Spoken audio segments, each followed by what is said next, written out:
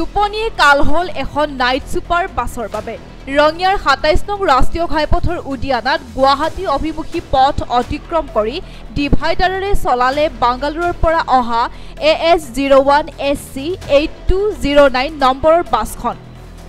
দুৰ্ঘটনাটোৰ ফলত ডিভাইডাৰৰ ওপৰত থকা গছবোৰ এফালৰ পৰা মহতিয়াই গ'ল বাছখনে।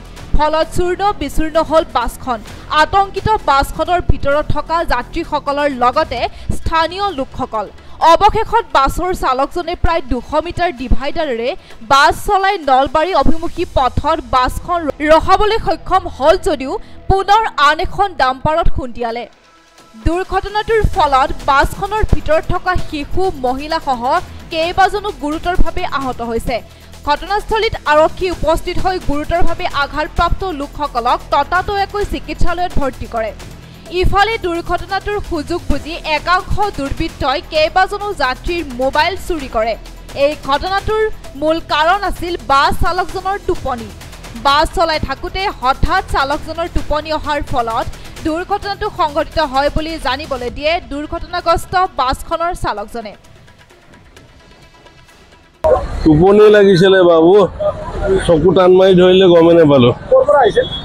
আমি বেংগলোৰৰ পৰা আহিছিলো, গুৱাহাটী যাম। গাড়ীখন নলবাৰী অভিমুখে নলবাৰীৰ পৰা গুৱাহাটী অভিমুখে আহি আছিল। আহি থকাত আমাৰ তফাজুল হতৰ এই দোকানখনৰ সেইখিনিতেই তেওঁৰ কি টোপনি আছিল নেকি ড্ৰাইভাৰটোৰ।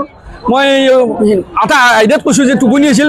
গাড়ীখন লগে লগে ডিভাইডাৰৰ ওপৰত দি ক্ৰছ হৈ গছ চছ ভাঙি তাৰমানে ৰাইট চাইডে গুচি আহিছে। ডিভাইডাৰৰ ওপৰৰ পৰা 100 মিটাৰ আহিছে। 100 মিটাৰ আহি দেখিলোঁ যে ড্ৰাইভাৰটোৰো অলপ ইঞ্জুৰ হৈছে আৰু এখন ডাম্পাৰত খুন্দা মাৰি দিছে।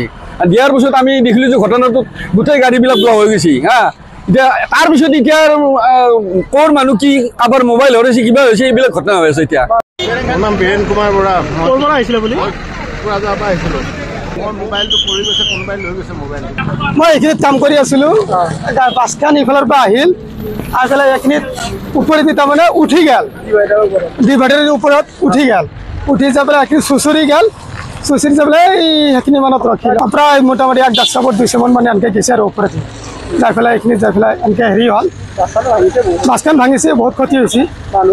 মানুহ অলপ দুখ পাইছে, ড্ৰাইভাৰো অলপ দুখ পাইছে, প্লাছ পেচেঞ্জাৰো অলপ দুখ পাইছে। নাপা নহয়, নাইট ছুপাৰ আছিল এইখন। পশ্চিম বৰপেটাৰ পৰা গুৱাহাটী অভিমুখে ক্ষতি হৈছে, ভালে ক্ষতি হৈছে, মানুহৰ ভালে ক্ষতি হৈছে, দুখ চুখ পাইছে। ৰঙিয়াৰ পৰা আবুল কালামৰ ৰিপৰ্ট, AIPL লাইভ 24/7।